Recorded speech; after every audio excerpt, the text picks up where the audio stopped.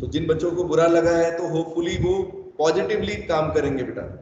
किसी को मैंने कोई डांट नहीं लगाई, मैंने सिर्फ ये कहा है कि कोई टीचर अगर बेटा नहीं कह रहा है तो आपको ऑनेस्टली होमवर्क सबमिट करना है, ठीक है। कोई ना कोई तो आपको देख रहा है और अपने लिए पढ़ रहे हैं सभी बच्चे, ठीक है।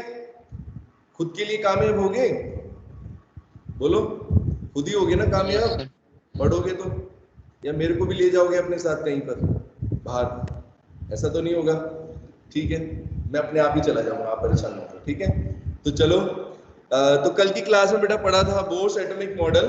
तो बोर्स एटॉमिक मॉडल के अंदर बेटा हमने पढ़ा था कि एनर्जी हम कैसे कैलकुलेट करते हैं। किसी इलेक्ट्रॉन की एनर्जी किसी शेल के अंदर बेटा होती है, मैंने आपको बताया था डेफिनेट एनर्जी होती है, और उसके लिए बोर्स फॉर्मूला दिया था, ठीक है। En is equal to -2 pi square, अच्छा आगे क्या था, Me4n² ठीक है। फिर इसी बेटा फॉर्मूले के 3 डिफरेंट वर्जन थे, है ना। पहला कौन सा है Chirayu, En is equal to, reply करें चिरायु, किसको याद है अच्छे से। अभी इतना बोलने के बाद तो आप लोगों को याद ही हो जाना चाहिए, क्या है। n equals to -21.8 into 10 की power -19/18 square। Very good very good very good Nikita, ठीक है। तो बेटा ये फॉर्मूला जो है ये एनर्जी का था, लेकिन यूनिट यहाँ पर थी जूल पर एटम, ध्यान रखना सभी बच्चे, जूल पर एटम यूनिट थी। इसी फॉर्मूले को यानी इसी एनर्जी को अगर हम इलेक्ट्रॉन वोल्ट में कन्वर्ट करते हैं तो बेटा हमारा दूसरा फॉर्मूला बन जाता है E is equal to, minus की न्यूमेरिकल्स के लिए बहुत इंपॉर्टेंट है इसलिए बार बार बोल रहा हूँ। बोलो निकिता।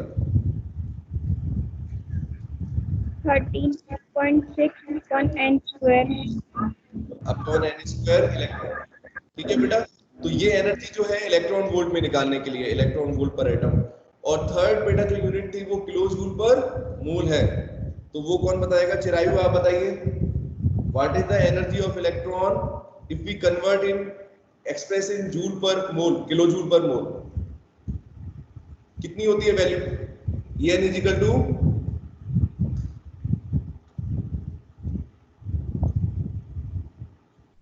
क्या हुआ चिरायु, नोट्स नहीं बने हैं ना।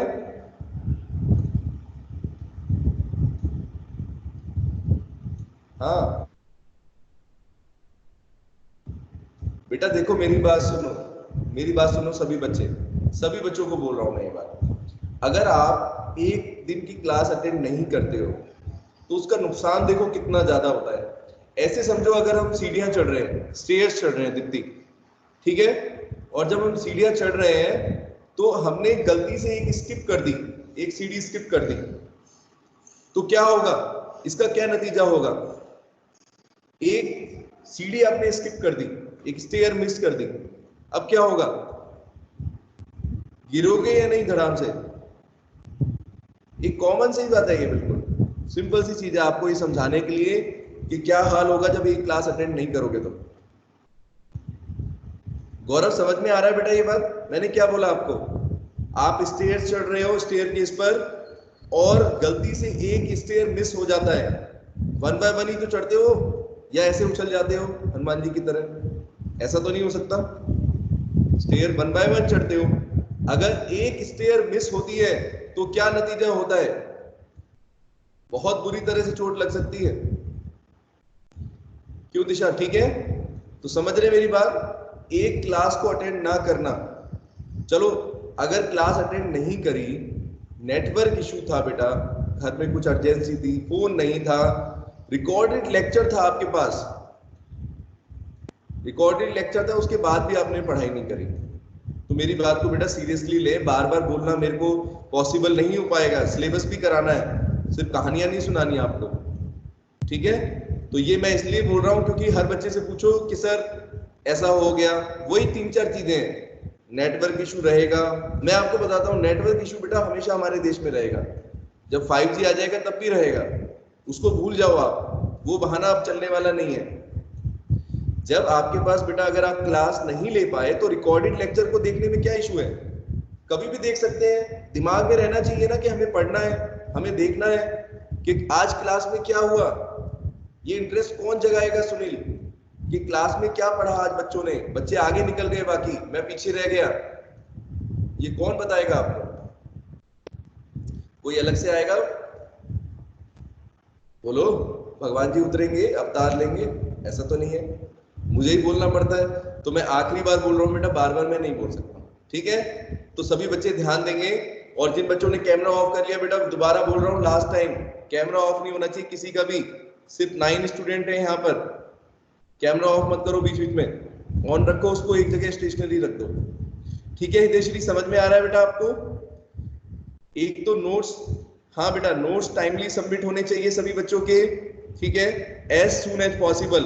न्यू स्टूडेंट को मैंने बोल रखा है कि चलो ठीक है, आप 1-2 दिन की टाइमलाइन ले लो, 1-2 टाइम लिमिट ले लो, 1 दिन की और 2 दिन ले लो, लेकिन इसका मतलब ये नहीं है कि 1 हफ्ते तक कोई रेस्पॉन्स ही नहीं है, क्योंकि बेटा मैं पढ़ाने में ज्यादा फोकस करता हूँ, हर टीचर करते हैं, लेकिन बोलना पड़ता है ना नोट्स के लिए, अच्छा नहीं लगता। आप लोग इतने बड़े स्टूडेंट हो गए हो, इतने समझदार हो गए हो, अब मुझे कहने की जरूरत नहीं पड़नी चाहिए, मुझे व्हाट्सएप पर मंडे को सबके होमवर्क सबमिट चाहिए, चैप्टर 3 के कंप्लीट नोट्स, ठीक है? कोई बहाना नहीं चाहिए इसके लिए। व्हाट्सएप पे अभी मैं ऐड करूंगा क्लास के बाद।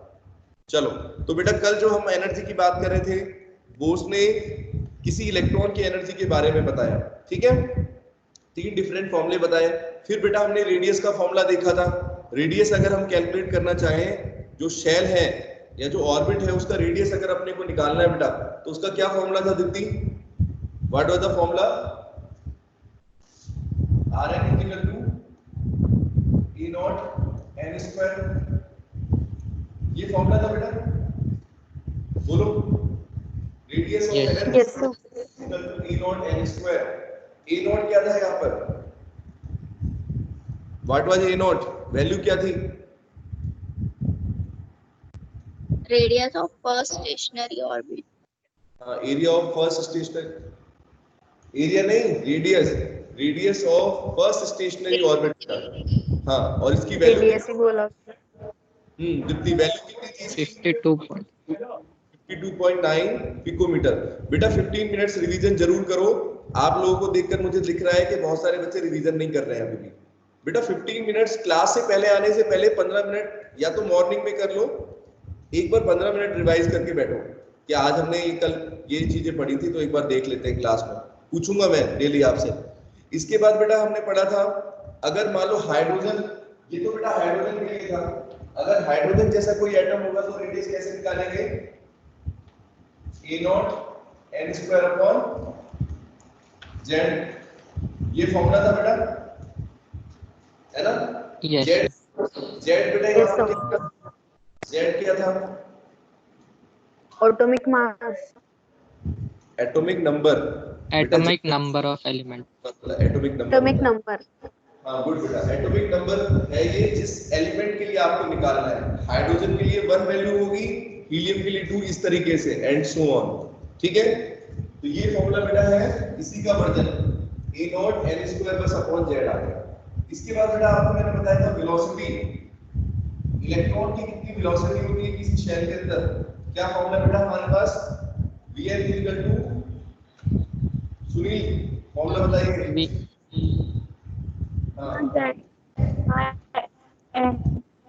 V नॉट आगे z upon n, z upon n, very good.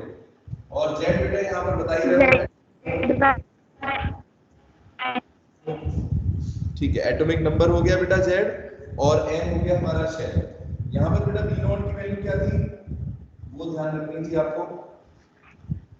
2.188 into 10 to power 8 meters per second. 2.188, sorry 2.188 into 10 to power 8 metre पर सेकंड, बेटा ये वेलोसिटी होती है। तो और यही बेटा V नॉट का मतलब एक्चुअल में क्या था, जैसे R नॉट था बेटा रेडियस ऑफ फर्स्ट शेल, वैसे दीप्ति V नॉट का मतलब है velocity of electron in first shell, है ना? फर्स्ट शेल के अंदर, के शेल के अंदर इलेक्ट्रॉन जिस वेलोसिटी के साथ मूव कर रहा है उसकी वैल्यू है 2.188 into 10 to power 8 मीटर पर सेकंड, ठीक है? तो बेटा यहाँ तक आपने कल पढ़ा था। इसके बाद आपको मैं बताता हूँ एंगुलर मोमेंटम के बारे में। तो एंगुलर मोमेंटम बेटा क्या होता है दीपक? एंगुलर मोमेंटम किसको बोलते हैं और मैथमेटिकली क्या रिजल्ट आएगा इसका?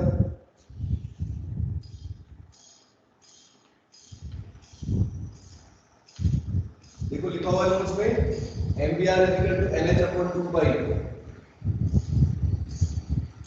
for an electron revolving in ns shell। तो बेटा mvr क्या चीज है यहाँ पर दिशा? mvr is angular momentum.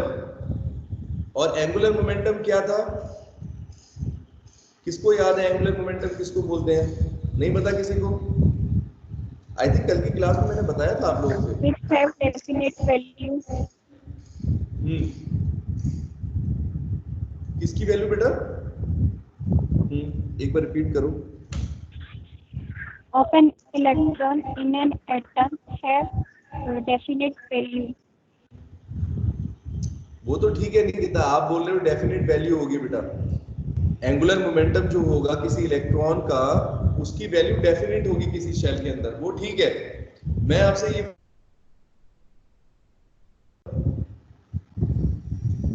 नहीं पता है, चलो तो मोमेंटम तो याद होगा। मोमेंटम याद है? किसी ऑब्जेक्ट का मोमेंटम क्या होता है? 9th क्लास में था, momentum of an object is equal to, P से डिनोट करते थे, is equal to M into V, mass into velocity. किसी भी ऑब्जेक्ट बेटा उसका अगर मास m है और वो v वेलोसिटी के साथ मूव करता है तो उसका मोमेंटम कितना होता है? m into we.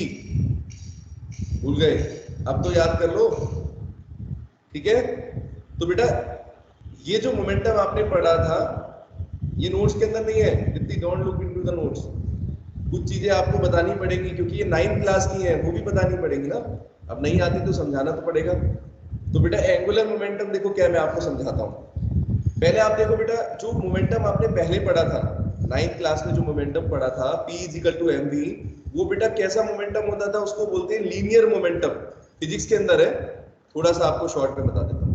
Linear momentum का मतलब बेटा अगर ये चौक ऐसे करके मूव कर रहा है, स्ट्रेट लाइन में, स्ट्रेट पाथ पे मूव कर रहा है, तो इसके अंदर बेटा कौन सा मोमेंटम होगा? लीनियर मोमेंटम, यानी जो आपने पढ़ा है P = mv, ठीक है? लेकिन एक और मोमेंटम भी बेटा होता है, उसको बोलते हैं एंगुलर मोमेंटम। और एंगुलर मोमेंटम बेटा तब होता है जब कोई ऑब्जेक्ट, ध्यान से सुने, जब कोई ऑब्जेक्ट किसी सर्कुलर ऑर्बिट में मूव करता है। जब कोई ऑब्जेक्ट अगर सर्कुलर मोशन करता है बेटा, रोटेशनल मोशन, सर्कुलर मोशन करेगा, तो उसके अंदर कौन सा मोमेंटम होगा? उसको नाम बोलते हैं एंगुलर मोमेंटम, ठीक है? तो अगर एक इलेक्ट्रॉन बेटा, इलेक्ट्रॉन न्यूक्लियस के चारों तरफ कैसे मूव करता है, कैसे रिवॉल्व करता है? सर्कुलर ऑर्बिट में, तो उसका कोई एंगुलर मोमेंटम होगा? सोच के बताओ, एंगुलर मोमेंटम होगा ना? अभी बोला मैंने आपको, कोई ऑब्जेक्ट सर्कुलर ऑर्बिट में मूव करता है, इसी को बेटा बोलते हैं हम एंगुलर मोमेंटम ऑफ इलेक्ट्रॉन, ठीक है? और इसको बेटा कैसे डिनोट करते हैं? देखिए mvr से, mvr। अब बेटा mvr का मतलब समझो आप। m का मतलब क्या हो गया अक्षय? m का मतलब ओह, अभी एटम कहां से आ गया? इलेक्ट्रॉन मूव कर रहा है बेटा, इलेक्ट्रॉन हुआ ना, मास ऑफ इलेक्ट्रॉन होगा बेटा, ठीक है चिरायु? m का मतलब है मास ऑफ इलेक्ट्रॉन। v का मतलब बेटा क्या होगा? v से क्या समझते हो? v इज द वेलोसिटी, हाँ, वेलोसिटी ऑफ इलेक्ट्रॉन। जिस शेल के अंदर बेटा हमें Velocity. वेलोसिटी, ठीक है निकिता, वेरी गुड। तो बेटा m मास ऑफ इलेक्ट्रॉन हो गया, v वेलोसिटी हो गई। जिस शेल के अंदर वो मूव कर रहा है, कितनी वेलोसिटी के साथ मूव कर रहा है, कितना उसका मास है, और r क्या हुआ? What is r here? Radius of shell. Radius of shell. Radius of orbit या रेडियस ऑफ शेल, जिस शेल के अंदर इलेक्ट्रॉन मूव कर रहा है। m हो गया मास ऑफ इलेक्ट्रॉन, ठीक है? और v बेटा हो गया वेलोसिटी ऑफ इलेक्ट्रॉन। बोलो मुश्किल है ये? mvr का मतलब समझना आ गया सबको समझ में? mvr is the angular momentum of electron. कोई इलेक्ट्रॉन अगर बेटा किसी न्यूक्लियस के चारों तरफ रिवॉल्व करता है तो उसका मोमेंटम की वैल्यू होती है mvr, ठीक है। लेकिन बेटा बोर ने क्या कहा, अब देखो समझो इसको, बोर्स एटॉमिक मॉडल के टर्म्स में समझते हैं। बोर ने बेटा बोला कि किसी भी इलेक्ट्रॉन का जो एंगुलर मोमेंटम है, it is always an integral multiple of NH/2 H/2 बेटा H/2 का मल्टीपल होगा। यहां ध्यान दो, आपको n दिखाई दे रहा है, यहां पर n दिखाई दे रहा है, n is the number of shell, है कि नहीं बेटा? n का मतलब नंबर ऑफ शेल्स। अगर k शेल है तो n की वैल्यू 1 हो जाएगी इस तरीके से, ठीक है जानवी? n H/2 के बराबर होती है बेटा। तो बोर ने सबसे इंपॉर्टेंट बात आपको याद रखनी है कि बोर ने ये कहा अपने एटॉमिक मॉडल में बेटा कि इलेक्ट्रॉन का एंगुलर मोमेंटम हमेशा बेटा किसके बराबर होता है? एक मल्टीपल के बराबर होता है, NH/2 के बराबर होता है, ठीक है? मल्टीपल का मतलब अभी समझाऊंगा आपको। जैसे n की वैल्यू आप पुट करते चले जाओगे, अगर आपको फर्स्ट शेल के लिए निकालना है तो n की वैल्यू क्या पुट करोगे? यहां पर देखो, अगर आप फर्स्ट शेल में देखोगे तो अगर मैं आपसे कहूं कि एंगुलर मोमेंटम ऑफ इलेक्ट्रॉन, ठीक है, MBR की वैल्यू फर्स्ट शेल के लिए कितनी होगी? तो फर्स्ट शेल के लिए बेटा कैसे निकालेंगे? यहां पर n की वैल्यू 1 पुट कर दो तो कितना आएगा? H/2 यस और नो? और यहां पर बेटा h क्या है सबको पता है? हिदयश्री, h क्या होता है? हिदयश्री को भी बोलने दो। हाँ बेटा बोलो। प्लैंक्स कांस्टेंट होता है, सबको याद रखना है, h का मतलब भूल मत जाना, H/2, ठीक है। इसी तरीके से बेटा अगर मैं मान लो यहाँ पर सेकंड शेल के लिए निकालूंगा तो आप कैसे निकालोगे? MBR सेकंड शेल के लिए n की वैल्यू 2 होगी, n = 2, ये पुट करो बेटा। तो जब 2 पुट करोगे यहाँ पर तो क्या हो जाएगा? 2H/2। तो बेटा आप लोगों को क्या समझ में आ रहा है? एक्चुअल में बेटा ये जितने भी इलेक्ट्रॉन्स, जो भी शेल के अंदर इलेक्ट्रॉन होगा, उसका मोमेंटम, एंगुलर मोमेंटम बेटा H/2 का मल्टीपल होगा। किसका मल्टीपल होगा दीप्ति? H/2 का। मतलब कि आप H/2 में मल्टीप्लाई करके चले जाओगे, पहले 1 से मल्टीप्लाई करोगे, फिर 2 से करोगे, इस तरीके से आंसर वैल्यू जो भी आए, लेकिन H/2 का बेटा मल्टीपल होता है, ठीक है? देखो है कि नहीं? सब में आपको ऐसे दिखेगा। 3 के लिए पुट करोगे थर्ड शेल के लिए तो हो जाएगा 3 × H/2। समझ रहे सभी बच्चे मल्टीपल का मतलब? तो यही लिखा हुआ है, the angular momentum of an electron in an atom can have quantized, definite और डिस्क्रीट वैल्यू। अब ये बेटा देखो 3 वर्ड्स आ रहे हैं यहाँ पर, मैं बच्चों को बार बार यही बोल रहा हूँ, थोड़ा सा वर्ड्स में आपको कंफ्यूजन होता है तो मैं समझाता हूँ बेटा इसका क्या मतलब है। कोई भी इलेक्ट्रॉन का बेटा जो किसी शेल में मूव कर रहा है, तो जैसे आपने पढ़ा था एनर्जी डेफिनिट होती है विकी, एनर्जी डेफिनिट होती है किसी भी इलेक्ट्रॉन की किसी शेल के अंदर, ठीक है गौरव? तो जैसे एनर्जी डेफिनिट होती है वैसे बेटा एंगुलर मोमेंटम की वैल्यू भी क्या होगी? डेफिनिट होगी, डेफिनिट होगी। डेफिनिट को ही हम क्वांटाइज बोल सकते हैं, डेफिनिट को ही हम डिस्क्रीट बोल सकते हैं। क्वांटाइज का मतलब समझो क्या होता है? क्वांटाइज का मतलब ये है कि जैसे H/2 का मल्टीपल है, मैं बोल रहा हूं आपको, है ना बेटा? तो क्वांटाइज का मतलब है कि जैसे हाँ पहले शेल का मोमेंटम H/2 होगा, दूसरे का बेटा इसी का मल्टीपल बनेगा, तीसरा इसी का मल्टीपल बनेगा, इस तरीके से बढ़ेगा। ऐसा नहीं कि कोई भी वैल्यू आ जाएगी, ठीक है? एक डेफिनेट पैटर्न है बेटा इनके बीच में, समझ गए? 10th क्लास में एपी पढ़ी थी मैथ्स में, सीरीज होती है एपी सीरीज, याद करो। बिल्कुल वैसे ही कुछ है, वैसे ही कुछ है। पहला जो है वो NH/2 का मतलब है H/2 हो गया, टेबल्स होते थे, फिर 2 से मल्टीप्लाई करते हैं, 3 से, इस तरीके से। तो बेटा इस तरीके से हम बोल सकते हैं कि किसी भी इलेक्ट्रॉन का एंगुलर मोमेंटम क्वांटाइज्ड होता है, डेफिनिट होता है, या फिर डिस्क्रीट वैल्यू होती है। डिस्क्रीट का मतलब होता है सेपरेट, मतलब एक इंडिविजुअल वैल्यू रहेगी किसी दो। हाँ ऐसा कभी नहीं होगा बेटा कि किसी इलेक्ट्रॉन का एंगुलर मोमेंटम किसी शेल के अंदर एक शेल के अंदर दूसरे शेल के बराबर हो जाए, ऐसा नहीं होगा। समझ गए मेरी बात? इंडिविजुअल वैल्यूज होंगी, ठीक है। चलो, तो स्टेटमेंट आपको समझा दिया मैंने, एंगुलर मोमेंटम क्या होता है, कैसे निकालोगे। इसके ऊपर न्यूमेरिकल्स भी आते हैं और डायरेक्टली भी क्वेश्चन पूछ सकते हैं। ये बोर्ड का बहुत इंपॉर्टेंट स्टेटमेंट था कि किसी इलेक्ट्रॉन का एंगुलर मोमेंटम किसी भी शेल में वो मूव कर रहा है बेटा, तो हमेशा वो h/2 का मल्टीपल होता है, ठीक है। चलो, तो अब इसके बाद बेटा बात करेंगे एनर्जी लेवल की। तो कल हम जो बात कर रहे थे बेटा कि किसी भी इलेक्ट्रॉन की एनर्जी जो होती है अक्षय, किसी भी शेल के अंदर किसी इलेक्ट्रॉन की एनर्जी बेटा क्या होती है, बोलो। चेंज होती रहती है, चेंज होती है, सेम रहती है। एक बार क्वेश्चन। अच्छा, फिर से मैं ये बोल रहा हूँ कि किसी भी शेल के अंदर बेटा, जो सर्कुलर ऑर्बिट या शेल है उसके अंदर इलेक्ट्रॉन की एनर्जी कैसी होगी, चेंज करती रहेगी या एक ही चेंज करती रहती है? अच्छा अक्षय, जैसे मतलब बताओ, के शेल की एनर्जी कितनी रहती है? डेफिनेट रहती है बेटा। हर शेल की एनर्जी फिक्स्ड है, मैंने आपको बताया था ना, इलेक्ट्रॉन उसी सर्कुलर ऑर्बिट में मूव करता है बेटा जिस शेल की या जिस ऑर्बिट की एनर्जी डेफिनेट होती है। और समझ में आई मेरी बात सबको? विकी, समझ में आ रहा है कुछ? इलेक्ट्रॉन जिस बेटा ऑर्बिट में मूव करेगा, देखो 9th क्लास में आपने पहले की क्लासेस में ये पढ़ा था कि इलेक्ट्रॉन किसी सर्कुलर ऑर्बिट में मूव करता है, और शेल्स भी आपने पढ़े थे, अगर थोड़ा सा ध्यान दोगे। KLMN तो सबको याद रह जाता है, K शेल होता है, L होता है, फिर M होता है, फिर N होता है, इतना सबको याद है।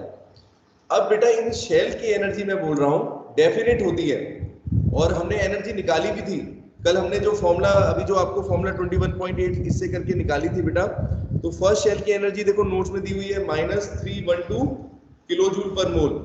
इस तरीके से दूसरे की आपने निकाली -328, ऐसे ही थर्ड की -145.8, इस तरीके से आप एनर्जी की वैल्यू निकालते थे।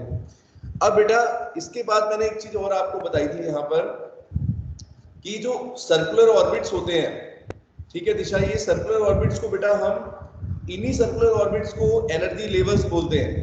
कई सारे वर्ड्स हैं जो यूज होते हैं, सब एक ही बात है, जैसे एनर्जी लेवल्स, ठीक है, या मैं कहूं एनर्जी के शेल्स, ठीक है, शेल भी बोल सकता हूं, एनर्जी लेवल बोल सकता हूं, या फिर एनर्जी स्टेट भी बोला जाता है इनको, एनर्जी स्टेट। ये सब कुछ बेटा एक ही बात है अक्षर, मतलब ये वही ऑर्बिट्स हैं जिनके अंदर इलेक्ट्रॉन्स रिवॉल्व करते हैं। चलो, तो इसके बाद बेटा एक चीज और समझेंगे, जब हम एनर्जी निकालते थे दीपक, जब हम एनर्जी निकाल रहे थे हर सर्कुलर ऑर्बिट की, तो हमने बेटा एक उसमें पैटर्न नोट किया था कि सबसे ज्यादा एनर्जी कहां पर आती है किसी इलेक्ट्रॉन की, और सबसे ज्यादा वैल्यू कहां पड़ती है और सबसे कम वैल्यू कहां पड़ती है। तो एक बार इस पर प्रकाश डालें, सबसे ज्यादा कहां पर थी और सबसे कम कहां पर थी? सर सबसे ज्यादा के शेल में थी। सबसे ज्यादा सबसे कम थी के शेल। सबसे कम के शेल में होती है और फिर इंक्रीज होते जाती है। इंक्रीज होती जाती है। वेरी गुड, ठीक है दीप्ति। दीपक, वो बेटा साइन की वजह से कंफ्यूजन है, मैं सभी बच्चों को बार बार यही बोलता हूँ, एक्चुअल में वो -312 है, ये मत भूलो, ठीक है। तो बेटा एक्चुअल में आप बोलोगे कि के शेल की एनर्जी मिनिमम है, ऐसा बोल सकते हैं, के शेल की एनर्जी मिनिमम है, और जो बाहर आपका जो आउटर मोस्ट शेल होगा, कोई भी हो सकता है, M N भी हो सकता है, O भी हो सकता है, P भी हो सकता है, कितने भी शेल हो सकते हैं, उस शेल की एनर्जी क्या होगी बेटा? मैक्सिमम होगी। अब आप एक चीज समझे दीप्ति, सभी बच्चे ध्यान देना मेरी बात पर, क्या इलेक्ट्रॉन हमेशा एक ही ऑर्बिट में रहेगा? क्या इलेक्ट्रॉन हमेशा एक ही ऑर्बिट में रहेगा, या इलेक्ट्रॉन ऐसे भी बोल सकते हैं, क्या इलेक्ट्रॉन हमेशा एक ही एनर्जी के साथ जिंदा रहता है और एक ही एनर्जी के साथ मर जाता है? मरता नहीं है अक्षय, मरता नहीं है, इसके अंदर कोई लिविंग नहीं है। मेरे कहने का मतलब था, हाँ एनर्जी कुछ चेंज होनी चाहिए अक्षय। तो ये बहुत इंपॉर्टेंट है बेटा कि एनर्जी हम कैसे पता लगाएं कि इलेक्ट्रॉन की एनर्जी। अभी तो आपको ये पता चल गया किसी शेल के अंदर इलेक्ट्रॉन मूव कर रहा है तो बेटा इतनी एनर्जी के साथ मूव करता है, लेकिन सोचो इलेक्ट्रॉन अपनी एनर्जी को एमिट भी कर सकता है और रेडिएट भी कर सकता है, लेकिन ये कैसे होगा, ये पॉसिबल कैसे है, इसके लिए आप समझो। अच्छा बेटा, एक एनर्जी और स्टेबिलिटी का रिलेशन भी था, जैसे मैंने आपको शायद बताया हो कि के शेल के इलेक्ट्रॉन जो होते हैं उनकी एनर्जी बेटा मिनिमम है, और जिस पार्टिकल की एनर्जी मिनिमम होती है वो सबसे ज्यादा स्टेबल होता है, ठीक है, वो सबसे ज्यादा स्टेबल होता है, ठीक है। और जो आउटर मोस्ट शेल के इलेक्ट्रॉन्स होते हैं, आप ऐसे याद रखो, आउटर मोस्ट शेल के इलेक्ट्रॉन्स जो होते हैं वो बहुत रिएक्टिव होते हैं, इसीलिए वही रिएक्शन में पार्टिसिपेट करते हैं। अंदर वालों को तो पता ही नहीं है, ठीक है, कि क्या हो रहा है। जैसे मान लो हमारे देश में बॉर्डर जो है, बॉर्डर बहुत सेंसिटिव है ना, तो बॉर्डर सेंसिटिव है, वहां पर कोई भी अटैक कर सकता है। अभी हम लोग तो यहाँ पर बैठे हुए हैं, हमारे घर में कोई टेररिस्ट नहीं आएगा ऐसे एकदम से, है कि नहीं, पहले वहां पर आएगा। तो ऐसे समझ ले कि वहां पर रिएक्टिविटी बहुत ज्यादा है, वहां पर रिएक्टिविटी बहुत ज्यादा होती है आउटर मोस्ट में, और इनर मोस्ट में बेटा क्या होगा, स्टेबिलिटी रहती है, तो एनर्जी कम है क्योंकि। अब बेटा मुझे एक चीज बताएं, ये जो के शेल का इलेक्ट्रॉन है ना, के शेल का इलेक्ट्रॉन है, इसकी एनर्जी मिनिमम है, तो अगर मान लो इसको एनर्जी अगर मिल जाए किसी तरीके से, मान लो कोई इलेक्ट्रोमैग्नेटिक रेडिएशन आया, ठीक है, जैसे आपने मान लो ये चौक है, इस चौक के अंदर इसके इनर मोस्ट शेल की बात करो, के शेल की बात करो, तो बेटा जब कोई इलेक्ट्रोमैग्नेटिक रेडिएशन इस पर टकराएगा जानवी, तो इसकी वजह से बेटा कुछ एनर्जी मिलेगी उसको, उस इलेक्ट्रॉन को कुछ एनर्जी मिलेगी। अब जो इनर मोस्ट वाला है, इनर मोस्ट शेल का जो इलेक्ट्रॉन है बेटा वो बहुत स्टेबल है, वो रिएक्ट नहीं करना चाहता, लेकिन आप उसको एनर्जी दिए जा रहे हो, दीपक एनर्जी दे रहे हो उसको। अगर आप किसी चीज को एनर्जी दोगे, अगर आप खाना खाओगे तो आपको एनर्जी मिलेगी, और एनर्जी के बदले में आप कुछ काम करोगे या बैठे रहोगे कि हम तो खाना खा लिया अब सो जाते हैं, ऐसा तो नहीं हो सकता, कुछ ना कुछ काम बेटा हम जरूर करेंगे। तो जैसे ही इलेक्ट्रॉन के ऊपर इलेक्ट्रोमैग्नेटिक रेडिएशन आते हैं, उसका असर बेटा आपको देखने को मिलेगा दीपक, कि वो इलेक्ट्रॉन एक्साइटेड होंगे, इलेक्ट्रॉन एक्साइटेड होंगे, और वो अपने बेटा के शेल को छोड़कर कहीं और जाना चाहेंगे। किस शेल की तरफ जाएंगे बेटा, क्योंकि अभी यहाँ पर तो एनर्जी, हाँ ज्यादा की तरफ जाएंगे, क्योंकि यहाँ पर तो एनर्जी मिनिमम है, यहाँ पर एनर्जी मिनिमम है। अब इसके न्यूक्लियस के अंदर थोड़ी चले जाएंगे, अब बेटा अपने को उनको एनर्जी ज्यादा मिली है, उनको एनर्जी कुछ मिल गई, तो वो किसी हायर एनर्जी लेवल में चले जाएंगे, ठीक है दिशा, किसी हायर एनर्जी लेवल में चले जाएंगे। तो किसी हायर एनर्जी लेवल की अगर बात करें तो कौन सा हायर होगा, अगर के शेल से मैं स्टार्ट करूं तो के शेल का एनर्जी तो सबसे मिनिमम है, तो के अलावा बेटा किसी में भी जा सकता है, जितनी एनर्जी आप दे रहे हो। अब जो इलेक्ट्रोमैग्नेटिक रेडिएशन दे रहे हो उस पर डिपेंड करेगा कि आपने एनर्जी कितनी दी है उसको।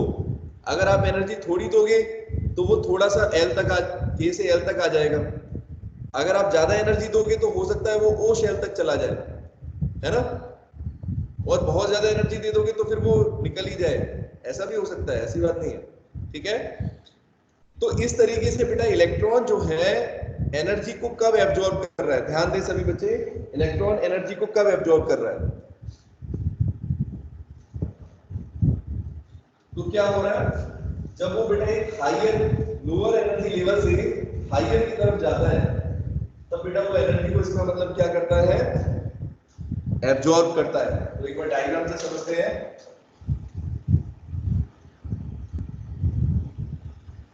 इलेक्ट्रॉन से इसके अंदर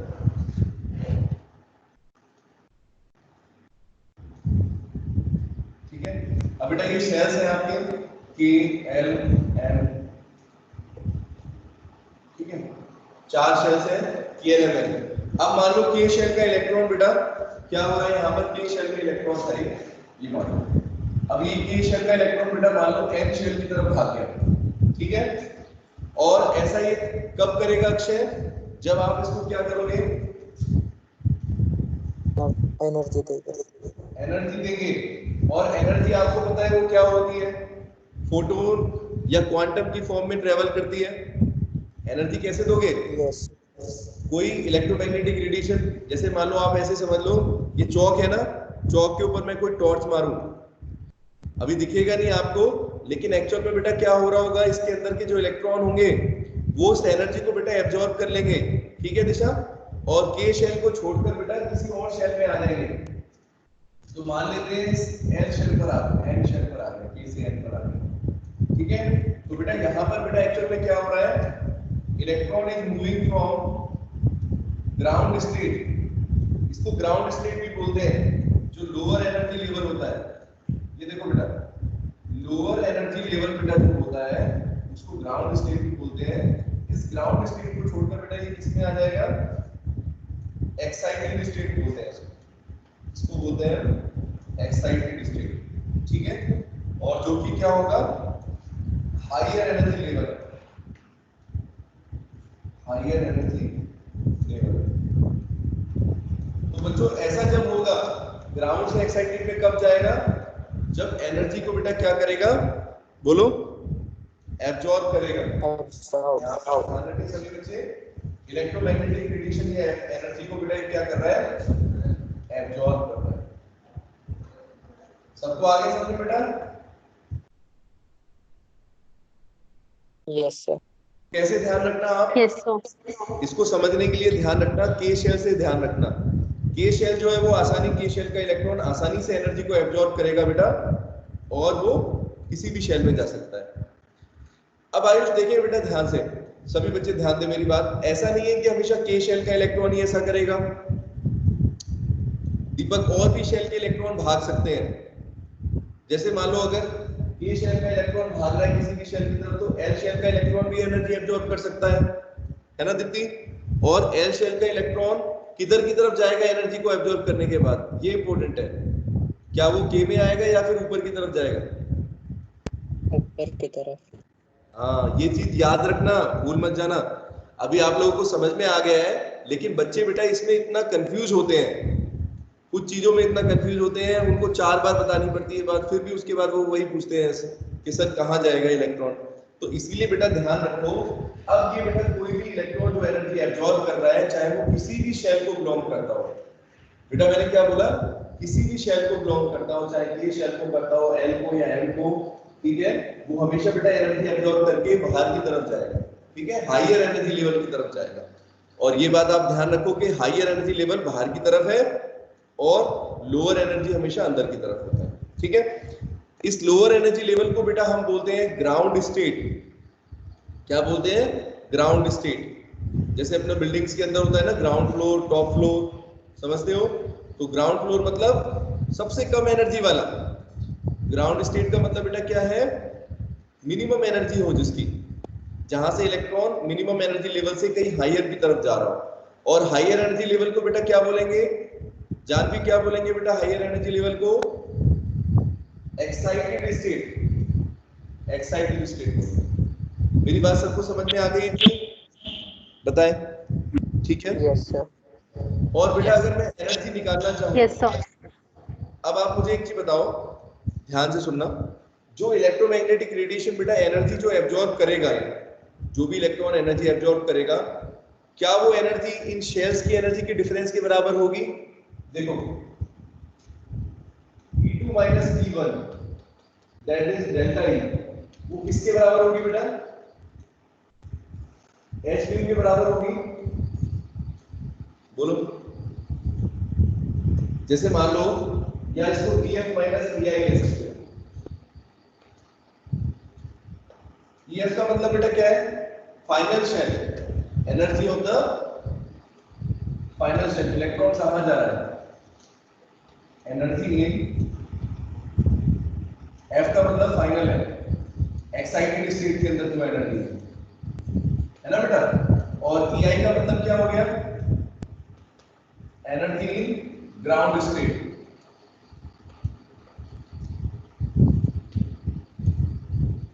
तो इन दोनों एनर्जी के बीच में बेटा जो डिफरेंस होगा, यानी N शेल की एनर्जी के बीच में मान लो और K शेल की एनर्जी के बीच में जो डिफरेंस है, ये एनर्जी का डिफरेंस बेटा कौन भरेगा? अक्षय, जो इलेक्ट्रोमैग्नेटिक रेडिएशन आ रहा है उसकी एनर्जी से ही फिल होगा, है कि नहीं? तो EF minus EI equal to बेटा डेल्टा E, और डेल्टा E किसके बराबर हो जाएगा? H क्यूब के बराबर हो जाएगा, ठीक है। H क्यूब बेटा वो एनर्जी है जो क्वांटा इसके ऊपर आएगा ना, जो क्वांटा इस इलेक्ट्रॉन से टकराएगा, एनर्जी देगा इसको, उसकी एनर्जी के बराबर हो जाएगा। ये बात समझ में आई सबको? बताइए जरा।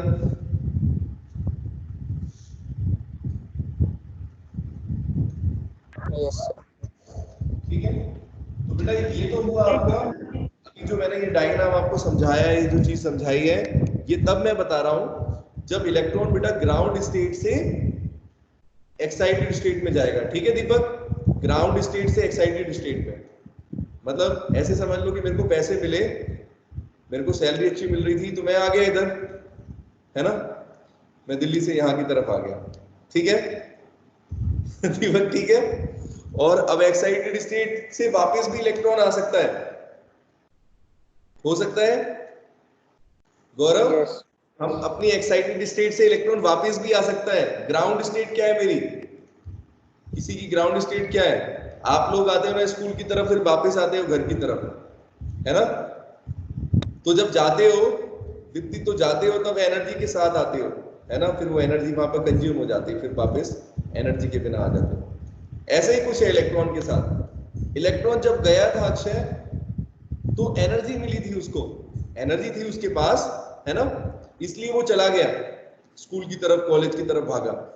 फिर वहां पर बेटा उसकी एनर्जी यूज हो गई, सारी कंज्यूम हो गई, खत्म हो गई। अब उसको घर की याद आई तो वापस आ गया बेटा, किसी दोबारा अपनी ग्राउंड स्टेट पर आ गया। तो ऐसा कब होगा बेटा? ऐसा करते वक्त क्या करेगा? जब आप देख रहे हो कि यहाँ पर इसने एनर्जी एब्जॉर्ब करी है यहाँ पर, तो अब क्या होगा? वहाँ रेडिएट कर देगा एनर्जी, रेडिएट करते हुए आएगा, क्योंकि जब हायर एनर्जी स्टेट में होगा बेटा निकिता, अगर बेटा किसी इलेक्ट्रॉन की एनर्जी किसी शेल के अंदर मैक्सिमम है, ऐसे सोच के चलो एनर्जी बहुत ज्यादा है, तो ओब्वियसली उसके पास और ज्यादा एनर्जी लेने के चांस नहीं है। अब उसके पास ये चॉइस है कि वो अपनी एनर्जी को चुपचाप धीरे धीरे करके रिलीज कर दे, है ना। और जिस हिसाब से बेटा वो एनर्जी को रिलीज करेगा, जिस हिसाब से अपनी एनर्जी को वो एमिट करेगा, रेडिएट करेगा, अपने अंदर से निकालेगा, एनर्जी को रिलीज करेगा, उसी हिसाब से बेटा वो उसी शेल के अंदर आएगा। ठीक है, जैसे मान लो अगर कोई इलेक्ट्रॉन एन शेल के अंदर है, एन शेल का इलेक्ट्रॉन अगर मान लो थोड़ी सी एनर्जी रिलीज करेगा निकिता, तो एम के अंदर आ जाएगा, है ना। अगर उसकी एनर्जी की वैल्यू ज्यादा होगी तो एल के अंदर भी आ सकता है, और बेटा अगर बहुत ज्यादा हो गई तो वो सीधे के शेल के अंदर आएगा। समझे मेरी बात? ऐसा होता है। इस तरीके से इलेक्ट्रॉन बेटा, हाँ, इस तरीके से इलेक्ट्रॉन अपनी एनर्जी को रेडिएट करते हैं। चलो तो डायग्राम से समझते हैं, डायग्राम बनाते हैं।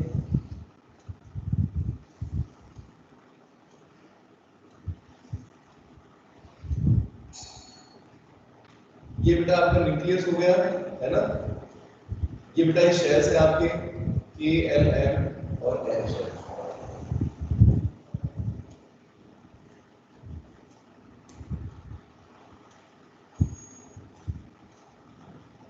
ये चारों शेल बनाती है। अब बेटा यहां पर देखेंगे क्या होगा। देखो इलेक्ट्रॉन बेटा मान के चलो अभी आपका इलेक्ट्रॉन एन शेल में चला गया था, यहां पर इलेक्ट्रॉन, ये इलेक्ट्रॉन बेटा एन शेल के अंदर है। अब इस इलेक्ट्रॉन को वापस आना है इस शेल के अंदर, ये शेल के अंदर बेटा ये वापस आएगा, तो एनर्जी को बेटा क्या कर रहा है अपने अंदर से, इसमें से इलेक्ट्रोमैग्नेटिक रेडिएट करेगा, और वो किसकी फॉर्म में होगा बेटा? वो भी एच की फॉर्म में होगा, है ना। Energy is radiated in the form of electromagnetic radiation, है ना। और यहाँ पर बेटा एनर्जी एब्जॉर्ब हो रही थी, देखो बच्चों एनर्जी की डायरेक्शन इधर की तरफ जा रही थी, ठीक है। और यहाँ पर बेटा एनर्जी की डायरेक्शन क्या हो रही है? रेडिएट हो रही है, ठीक है। तो इस तरीके से बेटा वो हायर एनर्जी लेवल से नीचे की तरफ आ रहा है, तो लिखेंगे इसमें higher energy level, higher energy level से बेटा कहां की तरफ आ रहा है? लोअर एनर्जी लेवल की तरफ आ रहा है,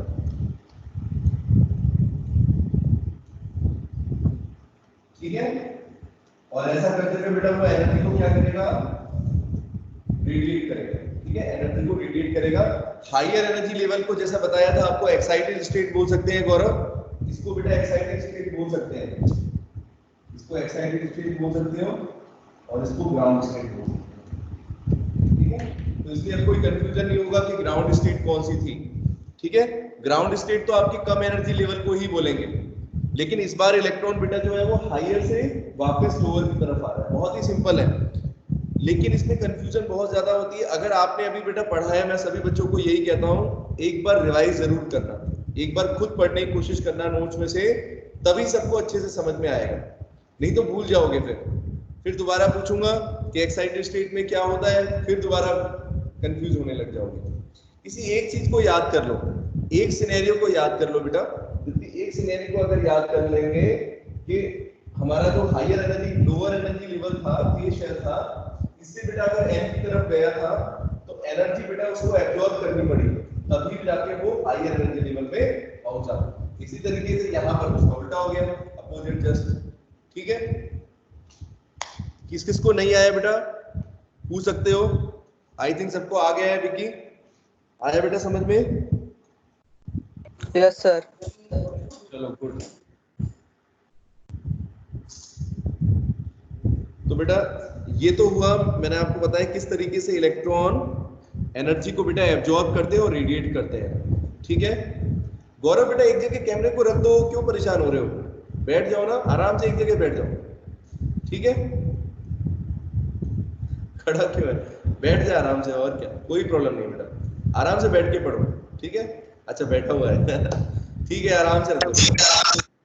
चलो अच्छा बेटा, अब आप देखो बेटा, आपको क्या चीज समझ में आई? इलेक्ट्रॉन के केस में किसी एटम के अंदर बेटा इलेक्ट्रॉन स्टेबल क्यों होते हैं? इलेक्ट्रॉन स्टेबल एक्चुअल में दिशा क्या होता है? हमें ऐसे दिखता तो है नहीं, क्योंकि एटम्स बहुत छोटे हैं और इलेक्ट्रॉन उससे भी कहीं छोटे हैं। लेकिन बेटा एटम इसलिए स्टेबल है क्योंकि इलेक्ट्रॉन क्या करता है, जैसे मान लो उसको कोई इलेक्ट्रोमैग्नेटिक रेडिएशन मिलेगा तो वो उस एनर्जी को एब्जॉर्ब कर लेगा। ठीक है अक्षय, और उस एनर्जी को एब्जॉर्ब करके बेटा वो अपने शेल को चेंज कर लेगा। सुनना ध्यान से, शेल को चेंज कर लेगा। ऐसा करने से वो क्या रहेगा? स्टेबिलिटी रहेगी उसकी। जब एनर्जी उसकी कम होगी बेटा तो वो के शेल की तरफ भागेगा, मतलब कम एनर्जी लेवल की तरफ आ जाएगा, और जब उसको बेटा आप एनर्जी दोगे तो वो हायर में चला जाएगा। इस तरीके से बेटा एक एटम स्टेबल रहता है, और यही बोर्स एटॉमिक मॉडल की सबसे बड़ी अचीवमेंट थी। This was the biggest achievement of Bohr's atomic model. ठीक है बेटा, कि बोर ये एक्सप्लेन कर पाए कि कोई इलेक्ट्रॉन इतनी एनर्जी को एब्जॉर्ब या रेडिएट करने के बाद भी स्टेबल कैसे होता है। ठीक है, समझ में आया सभी को बेटा? हाँ बोलो अक्षय। ठीक है सर, वो स्टेबिलिटी ऑफ एटम समझा दीजिए। अच्छा, स्टेबिलिटी बताता हूँ। स्टेबिलिटी देखो, स्टेबिलिटी का बेटा एनर्जी से ये रिलेशन है कि आप ये मान के चलो, जैसे आप लोग हो भी, ठीक है, तो अभी आप स्टेबल हो गए लाइफ में? अरे हो या नहीं? बस ये कौन है स्टेबल? कोई कह रहा हूं मैं स्टेबल हो गया जिंदगी में, अभी ऐसा है कोई? नहीं है स्टेबल। लेकिन एनर्जी लेवल क्या है अक्षय? आपकी एनर्जी लेवल क्या है? हाई है। अभी समझाता हूं कैसे समझ में आएगा। यस। अभी मान लो कोई ऐसा पर्सन देखो आपके घर में होगा जो रिटायरमेंट हो चुका हो, जिसका जैसे दादी वगैरह जो बड़े लोग होते हैं, तो वो क्या है लाइफ में? स्टेबल है। वो स्टेबल है बेटा। एनर्जी लेवल क्या है उनका? एनर्जी लेवल क्या होता है आपके कंपैरेटिवली? ऐसे मत सोचो, आपके कंपैरेटिवली कम है। आपके कंपैरेटिवली बेटा कम है, यानी वो इसीलिए स्टेबल हो पाए क्योंकि उनकी एनर्जी क्या है? कम है। तो बस इस तरह के अपने एक जो सिनेरियो है वो याद रखो, इस तरीके से कंडीशन को समझ लो कि किसी भी पार्टिकल की एनर्जी बेटा जब मिनिमम होगी, किसी भी पार्टिकल की एनर्जी जब मिनिमम होगी तभी वो स्टेबल होगा। ठीक है, मैं मिनिमम इसलिए बोल रहा हूं कि जरूरी नहीं कि एनर्जी जीरो हो जाए। किसी भी चीज की बेटा एनर्जी जीरो तो नहीं हो पाएगी। ठीक है, कभी भी इलेक्ट्रॉन की एनर्जी जीरो हो रही है तो इसका मतलब ये समझ लो कि फिर वो इलेक्ट्रॉन के अंदर एनर्जी है ही नहीं, कुछ नहीं हो रहा फिर उसके अंदर, है ना? कुछ ना कुछ बेटा एनर्जी मिनिमम रहेगी या मैक्सिमम रहेगी। तो यही लाइफ में भी होता है हमारे साथ अक्षय। जैसे जैसे हम मेहनत करेंगे, आप लोग और मेहनत करोगे, स्टेबिलिटी की तरफ बढ़ोगे अक्षय। ठीक है, हर कोई स्टेबिलिटी चाहता है अक्षय, हर कोई लाइफ में स्टेबिलिटी चाहता है। एक इलेक्ट्रॉन भी स्टेबिलिटी चाहता है बेटा। ठीक है, स्टेबिलिटी तो उसको कहां मिलती है? के शेल में मिलती है फॉर एग्जांपल, क्योंकि वहां पर मिनिमम एनर्जी है। और भी अगर और कोई शेल होता तो वो भी होता, लेकिन हम के शेल को ही मान के चलेंगे। लेकिन बेटा हर इलेक्ट्रॉन के तक तो पहुंच नहीं पाएगा ना गौरव। हर इलेक्ट्रॉन हायर एनर्जी से निकलकर के तक नहीं पहुंचेगा, वो डिपेंड करेगा कि कितनी एनर्जी है उसकी। कोशिश उसकी ये होगी मिनिमम एनर्जी ले, अपनी एनर्जी को बेटा क्या रखे, मिनिमम रखे, ताकि स्टेबल हो पाए। जैसे आप लोग भी आगे स्टेबल होगे, पढ़ोगे लिखोगे, इंजीनियर डॉक्टर बनोगे, तो उसके बाद फिर स्टेबल हो जाओगे लाइफ में, पैसा आता रहेगा, आराम से बैठोगे, रिटायरमेंट उस तरीके से। तो वो काफी टाइम है उसमें, लेकिन एनर्जी उस टाइम पर बहुत कम होगी। ठीक है, अभी एनर्जी है, तभी कहता हूँ एनर्जी को यूटिलाइज करो। घर पे बैठे हो तो क्या हुआ, पढ़ो, बार बार किताबें खोल खोल के पढ़ो, नोट्स पढ़ो, क्वेश्चंस देखो बेटा, गूगल पर सर्च करो, नई नई चीजों के बारे में जानो, मुझसे पूछो सर क्वेश्चन, इलेक्ट्रॉन ऐसा क्यों करता है, वैसा क्यों करता है, स्पेक्ट्रम, गूगल पर सर्च कर लो, जो वर्ड आपको समझ में नहीं आता एक बार सर्च करो और फिर उसमें से क्वेश्चंस पूछो बेटा। काफी कुछ है पढ़ने के लिए, लाइफ में बहुत कुछ करना है अभी। सिर्फ ये नहीं कि केमिस्ट्री, फिजिक्स और मैथ्स और बायो पढ़कर बस जिंदगी गुजारनी है, ऐसा मत सोचो। अपनी इच्छाओं को बढ़ाएं, ठीक है, और ज्यादा सीखने की कोशिश करें। मैं जो बता रहा हूँ वो मुझे आता है इतना, लेकिन इतने पर डिपेंड मत रहो। मेरे कहने का मतलब है और चीजें सीखने की कोशिश करो, क्यूरियोसिटी बढ़ाओ। जब क्यूरियोसिटी बढ़ेगी तो इंटरेस्ट भी आएगा हर चीज के अंदर। ठीक है बेटा, तो चलो ये तो मैंने आपको बताया, it was the greatest achievement of Bohr's atomic model. तो बोर के एटॉमिक मॉडल में बेटा सबसे बड़ी यही विशेषता थी कि उन्होंने ये बताया कि इलेक्ट्रॉन स्टेबल कैसे होते हैं, यानी एटम की ओवरऑल स्टेबिलिटी कैसे रहती है। तो न्यूक्लियस तो बेटा बीच में रहता है आराम से, उसको कोई मतलब नहीं है किसी से। बेचारे इलेक्ट्रॉन जो हैं वो अपनी एनर्जी को कम या ज्यादा करते रहते हैं। ठीक है, तो बेटा एक तो उन्होंने क्या एक्सप्लेन किया, एक बार अचीवमेंट्स देख लेते हैं, क्लास का टाइम हो गया है। ठीक है, तो कल मैं आपको ये कराऊंगा इससे आगे अचीवमेंट्स क्या क्या थे, स्टेबिलिटी ऑफ एटम क्या है, लाइन स्पेक्ट्रम को एक्सप्लेन किया था। एक बार बेटा थोड़ा सा लाइन स्पेक्ट्रम पीछे तक के नोट्स को अच्छे से पढ़ लो। बार बार यही बोलता हूँ कि जितना ज्यादा पीछे का कवर करोगे अच्छा है आपके लिए। ठीक है, ऐसा मत करो कि आज पढ़ा तो उसको भूल जाए कल, धीरे धीरे बेटा दिमाग से स्लिप कर जाएगा, इसलिए रिवाइज जरूर करें। ठीक है, चलो ओके, बाय, टेक केयर।